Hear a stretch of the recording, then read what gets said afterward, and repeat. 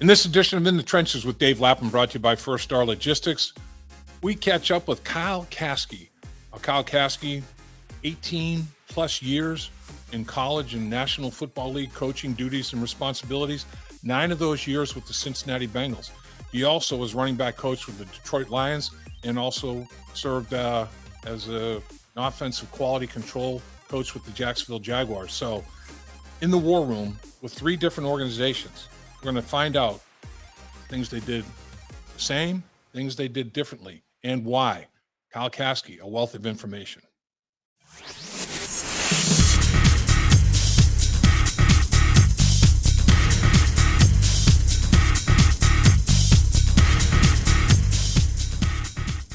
Welcome once again to In the Trenches with Dave Lapham, brought to you by First Star Logistics, coming to you from our outstanding studios. As always, we have a very special guest today, good friend Kyle Caskey, almost 20 years in college and professional football, in coaching and various and sundry assignments. I tell you, that's quite a bit of experience there, sir. You were with the Bengals organization for 9 years, with Detroit as their running back coach for a bit with the Jacksonville Jaguars. Welcome to the Trenches, my man. Hey, thanks for having me. I really appreciate it. It's always good to see you, man. Being in Cincinnati for 9 years, I got to see you almost every day and took it for granted, man. It's good seeing you. Same here. So what are you up to these days? Man, it's just been a weird job cycle for me, and we've right now I'm looking. I've interviewed a few places, and might have some chances still with some stuff for this coming fall. Maybe some stuff in the spring next year with some of these new leagues, and just working through all that right now and having fun with my boys. I've got a 5-year-old, a 3-year-old, and a 6-month. So my hands are full right now with my wife Kayla, and we're visiting family right now, doing a little trip around Louisiana and Texas right now, and just kind of trying to be dad for a little while I can, and when I find a job, then we'll go jump on it. There you go. Well, you played your high school football in Texas, and there's nothing bigger than high school football, Texas high school football, no question about that. And you go to Texas A&M, you win a Big 12 championship while you're there at Texas A&M before you get into your coaching career, and that's still going on. You also, I think, didn't you were hooked up with LSU for a little bit as well. Did you overlap with Joe Burrow? I did not. I was there this past summer of 2021, Okay. right before I went to Jacksonville. I was there as an offensive analyst, so I did not overlap with Joe Burrow. I overlapped a lot with a bunch of pictures of him and a bunch of videos that constantly played in the facility, but not the person himself. I hear that. I hear that. Boy, I'll tell you, Joe Burrow and Jamar Chase, man, it's like peanut butter and jelly. They're good alone, but they're better together, man. That's one heck of a duo here in Cincinnati, as you know. No doubt. Unbelievable. All right. Well, since the Bengals participated and went as far as you can go without winning, obviously, the Super Bowl, they get all the way to the Super Bowl. So it was the longest season in NFL history. And the Bengals participate in that length of time. So they have everything's condensed, everything's shortened. They had to get after free agency and catch up with that. And Duke Tobin and his staff did a great job getting them ready for the draft. But it's been tough, for them to try to catch up in a shorter time period. They handled the free agency well. What'd you think about them signing the 3 veteran linemen and the tight end and things they did in free agency? Well, I think that was the most important thing. I think if anybody watched anything with the season this past year with Cincinnati is knowing, Burrow was on the ground quite a bit, and it's not always necessarily the scheme's fault or what they're doing. Sometimes you just need the players, and great players make great coaches. And I think everybody that's ever coached understands that. So going out and getting 3 veteran guys that can come in right now and really put and give into the system that Frank Pollock has going within the offensive line, which I've worked with him for years, so I know what he's about. He'll get those guys ready. And then obviously when you lose CJ Uzoma, that's a tough one because he was a big time player for that team this year. And he was for us, even when I was coaching there back when we drafted him, and he's losing him. So bringing in the tight end, you're going to need to do those kind of things, and they'll have to keep doing that in the draft this year. Yeah, there's no doubt about that. No two ways about it. Um, it's an interesting draft. People are.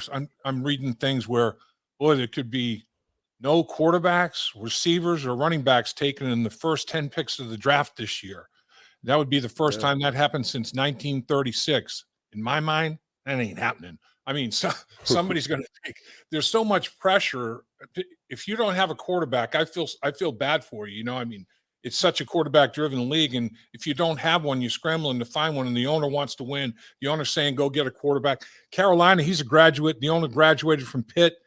Pickett's going to get drafted there. You would think potentially, or whoever Yeah. quarterback gets drafted there. I just would find it hard to believe that not one receiver, quarterback, I can believe running back no going in the top 10, but that would be unusual. And I really don't see um, a true number one, as such, like this guy that has Hall of Fame written all over him. Not a true number one at almost every position. Never mind number one pick of the draft. You can debate who's number one in almost every position group in this year's draft. It's crazy. Yeah, and this is one of those drafts that you wish there was a quarterback when you have the number one pick, because you might be able to trade out of that. But right now, like Jacksonville, obviously I was there this past season, so I know what the issues are, and they need everything but a quarterback. And so they got a good position to be able to pick somebody. But it's one of those drafts where you wish you had one of those top players that they could go ahead and put on their team. And they do have the luxury though of being able to pick who they want, which is good.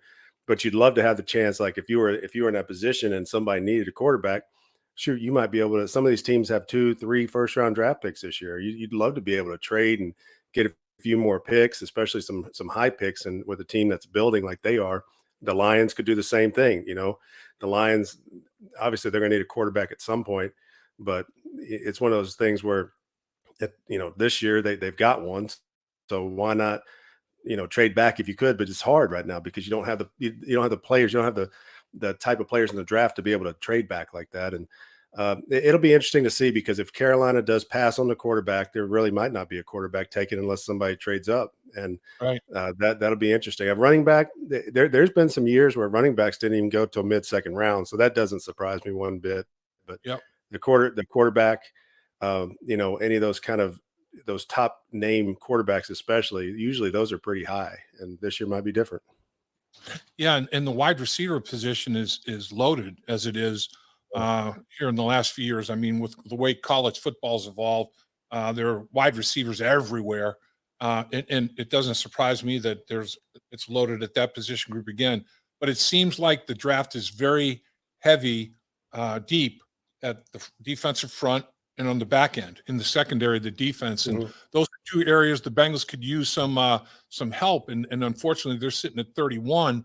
I don't anticipate them trading up. I wonder though if runs are made or aren't made. I wonder if they're thinking about trading back, or potentially if there's anybody, 2 or 3 guys left, you trade back. I know you have to have more than one, because 85% of the time that one guy you're hoping to still have on the board isn't. I mean, Yeah. we'll talk about 17 of the top 50 picks have already been traded this year, and Yeah. that's the same total. 17 of the top 50 picks in 19 and years 2019, 2020, or excuse me, 20 and 21. 17 of the top 50 picks, those 2 years combined, were traded by this time. This year, 17 already done, and the draft hasn't even started. And man, I mean, they're trading veteran, a lot of picks and players. Wide receivers are getting paid, not just quarterbacks. Cornerbacks are Mhm. getting $20 million a year. I mean, it's crazy, the amount of money that's being paid out there, and the value. Do you anticipate a trade where not only picks are involved, but a player? Okay, I'll give you, like, here, my first round pick, my third round pick, and this player to move up higher in the first round. Do you think something like that might happen this year? Yeah, I could see that happening, especially if a quarterback run does happen early. Let's say, Pickett gets taken, by Carolina, or, uh, I mean, you got Desmond Ritter out of Cincinnati. Who knows? You got these quarterbacks that might get taken up there, and you got teams like New Orleans, and that may be like, oh, we better move up, or, and then they may throw something in there. And there's teams that need quarterbacks, and teams will do what they need to do. Now, I don't know if you're going to see a big name given up just to move up to get a draft pick, but Right. there are times where you may see players involved. Like if the Bengals had like last year with the Bengals at 5, if somebody wanted to bump up there and they were willing to give up their starting left tackle, I mean, you got to talk to them, and stuff like that. But I'm not real sure how that's going to work out this year because, again, there's not those names that you're going to jump up for like that.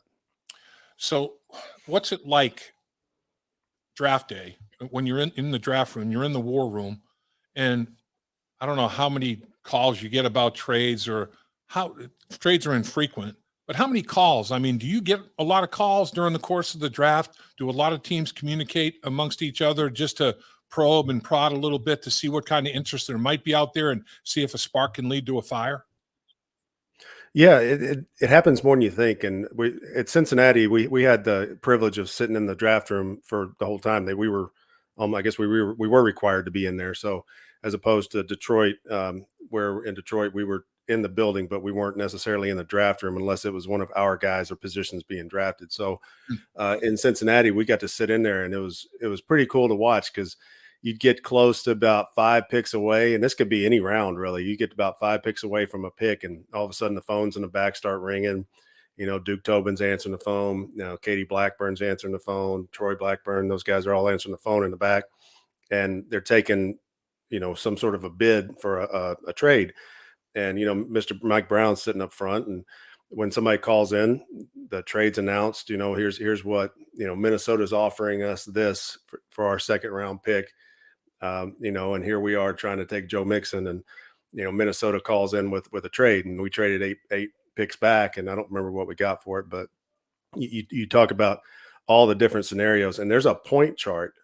A lot of people don't know this, but there's a point chart on what picks are worth, and Right. you look and you say, okay, I'm giving up pick 34 for pick 40, but they're giving us pick 72 as well. Well, does that add up to the difference between pick 34 and 40? So Right. there's a whole math to it. Not everybody goes by it, but there's all those conversations that go on. It's pretty cool to listen to who's calling in because it'll be big names calling in. It'd be Bill Belichick calling in and wanting to talk to somebody about trading a pick. So it's really interesting. So that's obviously in Cincinnati. The coaches are heavily involved in the whole process. I mean, the coaches, you got would go hit the streets and go to campus and work guys out and go to pro days and the whole 9 yards.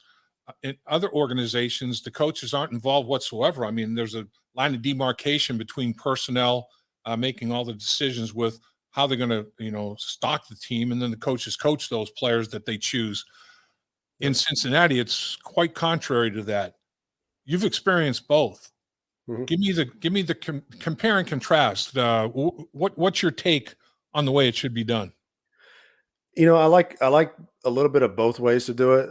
I'll start with Cincinnati because, like you mentioned, we were a big part of that. We actually spent more time being kind of a position scout in the spring than most teams spend, all year watching film on prospects. So when we get a list, we got the list of everybody. So we would start with the national list and start working our way down from the top and grading those guys, and then you get down to however many guys you're gonna watch. Usually, I watched all the combine guys, which for running backs was roughly about 35, and then after that, I started watching a game or two of each guy after that, and said, okay, I like this guy, I like this guy, I like this guy, and you start putting those guys into your lists and things. Now in Detroit, we were given a certain amount of guys we needed to watch. So the scouts had already watched all these guys, graded them, and said, okay, we want to cross check it with the coaches. So here's a group of 15. Like, you didn't even have to watch all the combine guys if you didn't want to. I did while I was there because I ended up going to the combine and wanted to talk to them. So I wanted to know who I was talking to. But we just had to do those 10 to 15 guys and get a grade on those guys and then cross check it. And we didn't see any of their grades. So this was all blind on our end. In Cincinnati, you could kind of see everybody's grades, but I always tried to grade it without looking. I know some coaches would go and look at other people and be like, oh man, he's got a really good grade on this guy. What did I miss? Well, maybe I didn't miss anything. I just graded him how I saw him, and Right. we'd have the conversation at that time. But the amount of work that we put in Cincinnati, it pays off, because if you look at the draft picks that the Cincinnati Bengals have had, the Bengals have hit on most drafts. There's been a lot of good picks. There's a lot of good college free agents that have come into the Bengals. Hadn't been a whole lot of free agency until the last couple of years. So all the teams we had under Marvin when we were going to the playoffs, those were built through the draft. Those were not built through free agency. And if you really look at the team from this past season, there was a majority of the team with the Bengals was built through the draft. And that's because they spend so much time and they have the coach's input, and they actually have how they're going to be used, and not just, hey, this guy's a good player, we're going to take this guy because he's good. Well, he doesn't fit our system, but in the Bengals, it is a system fit, and the coaches know it. And I think that's good. Yeah. To your point, 2011 to 2015, 2011, AJ first round, Andy Dalton second round, get Clint Bowling in the fourth round. 2012, Dre Kirkpatrick in the first round, and Zeitler in the first round. Mo Sanu in the third round, Marvin Jones in the fifth, George Iloka in the fifth. I mean, that's the thing. You do your homework. I mean, there were players in every single round. There's no doubt about it. 2013, Tyler Eifert first round, Giovanni Bernard second round, Marcus Hunt in the second round, Sean Williams in the third round, Rex Burkhead in the sixth round. 2014, Darqueze Dennard first round, Jeremy Hill second round, Bodine starting center fourth round, AJ McCarron in the fifth round. It's pretty remarkable, really. And you mentioned CJ Zama. He was fifth round in 2015, and Tyler Croft was third round in 2015. And that's another thing the Bengals have done a pretty good job of over the years, is doubling down when there's a need. They'll hit it a couple of times, and maybe even triple down if need be. If depending on how many draft picks they have. But take us through what the organizational philosophy is on that aspect. I think you hit on the head. It's all about when there's a need. And now we'll get through the first few rounds with the Bengals, and you take positional needs. Sometimes it's not necessarily best player available. Sometimes it's we need an offensive tackle, so you take the offensive tackle. And then sometimes you get to a pick like the Tyler Eifert pick, and you're like, Tyler Eifert's still sitting here. We need to jump on this. And I think if Tyler Eifert would have had a healthier go about it, I think everybody would feel a lot different about how good Tyler Eifert really was. He was a good player. But but like when you say doubling down, if you think about the running back position, especially when I was there, when we drafted Joe Mixon, that room was already loaded. I mean, you already had Jeremy Hill, you had Gio Bernard, you had some good college free agent guys behind them, and then we draft Joe Mixon. And people are like, well, why are you drafting Joe Mixon in the second round? Well, number one, it's hard to pass by that kind of talent, even with the issues coming out, which by the way, that you talk about putting work in as a coach and as an organization. I've never seen a more thorough job done on a prospect than the Bengals did with Joe Mixon. And I think everybody that watches Joe Mixon now understands that one incident in a person's life doesn't necessarily define them, good or bad. And he made a very bad mistake, but you know what? We moved past it, and we don't condone it. And we worked with him. And I mean, look at the kid; he turned out fine. But to answer your question about doubling down, sometimes you wonder why you do that, but it's because the person you're drafting in the sixth round or the fifth round, you look and you say, this guy's better than what we got on the team, so why not take this guy? And he's still sitting there, and that becomes best player available most of the time when you get to the fifth round. That's why guys like when you said George Iloka, Marvin Jones, all those guys that are sitting there in the fifth round, you can't pass that kind of talent by. Yeah, no question about it. That's why everybody, oh geez, don't take till 31st. Okay, here's some players that I just said. All right, let's look at some Bengals top 30 picks in the 30s. Bengals that were selected in the 30s, all the way back to Bill Berge, middle linebacker, ended up with the Philadelphia Eagles, but a great player with the Bengals as well. Eric Steinbach, Giovanni Bernard, Ickey Woods, Tony McGee, Dan Ross, Andy Dalton, Chris Collinsworth, Chad Ochocinco, Boomer Esiason. I mean, all these guys were drafted in the 30s.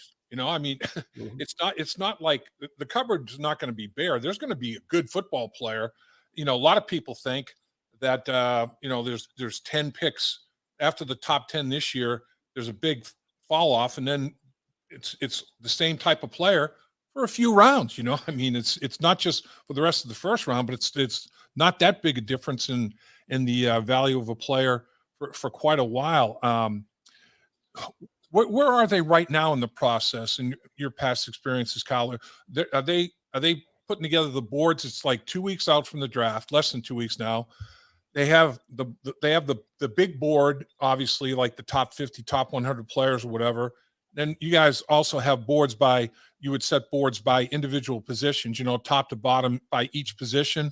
Uh, those boards, is that quite a process? And are the coaches involved with the scouts in setting those boards, the multiple boards that you have to work through during draft process? Yeah, the coaches are as involved as anybody, which was like I said, it's a good thing. I'd say this year it might be a little different this year because I think if I'm not mistaken, they actually pushed their report date back until May 2nd or something Right. like that. But they pushed it back till after the draft, which Yep. I think being a team like you said that it went to the Super Bowl and then had to play catch up, this allows the coaches to play catch up but not be in a hurry. And I think that was a good decision by them. They'll get their work in. The a group led by Burrow, them not coming in, they'll be fine. But right now they're a couple weeks out. They're having draft meetings, and what they'll do is each coach will get up in front of the entire scout group, the entire ownership group, the coordinators, including Darren Simmons, the special teams coordinator. He's in on everything, and they'll talk about all their players. It'll literally, I will start with my number one ranked running back, and I would have worked all the way down through all my draftable running backs, and then probably through about five of the top college free agents that Hmm. I had on my list. And then when every time I would talk about a back, the scouts would then go. So the area scout for that person would go, and then there's a scout that's given a cross check. So one of the scouts has all the running backs too. So he would talk about it. It'd be like Bill Tobin, I believe, had the running backs when I was there. So he would always talk about the running backs as well, and he'd go through each one. But we go in my order, and then that wouldn't necessarily be the order in the board behind us because we would stand literally with the board behind us, so you could Hmm. actually see the board.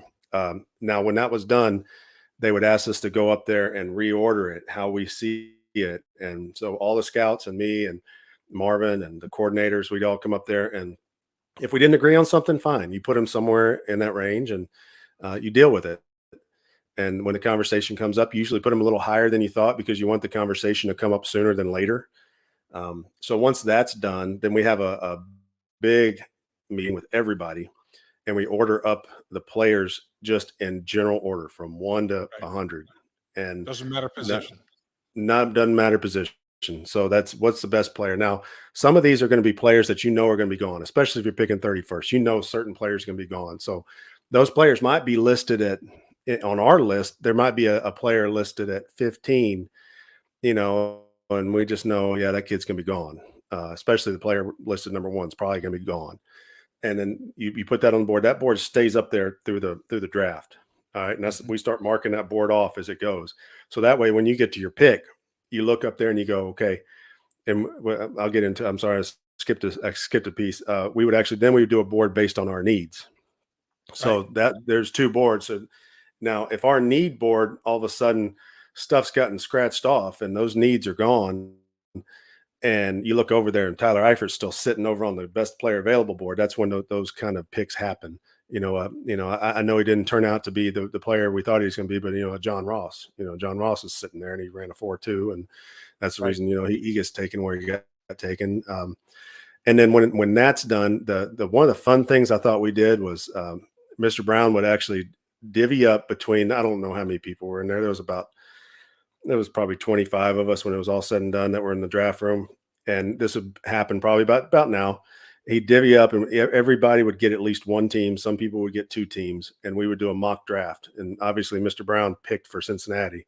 So we would do, I believe, 3 full rounds of a Cincinnati Bengals mock draft up there. Oh, And it was cool because the thing about it was it allowed us to have conversations, and some guys, yeah, I remember Paul Gunther was funny about it. He'd sometimes had the pick right before the Bengals, and he would kind of screw with it, and then Mr. Brown would be like, yeah, you're not taking that guy. And, Paulie be laughing, but, there was a lot of conversation. So it gets to our pick and it's like, okay, now we got to have a real conversation. So these, if we're picking number 5 as of last year, these 4 guys are gone now. Okay, shoot, you have Penei Sewell and you have Jamar Chase sitting there. What do you do?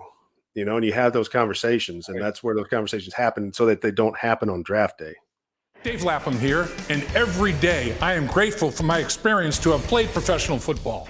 As a player, I realize self-motivation, leadership, and appreciating your teammates are key. At First Star Logistics, you can use those same attributes to create the life you want for you and your family. Build your future by working hard like I did. You'll see results both on and off the field. Call First Star Logistics today and be part of our winning team. Opportunity knocking.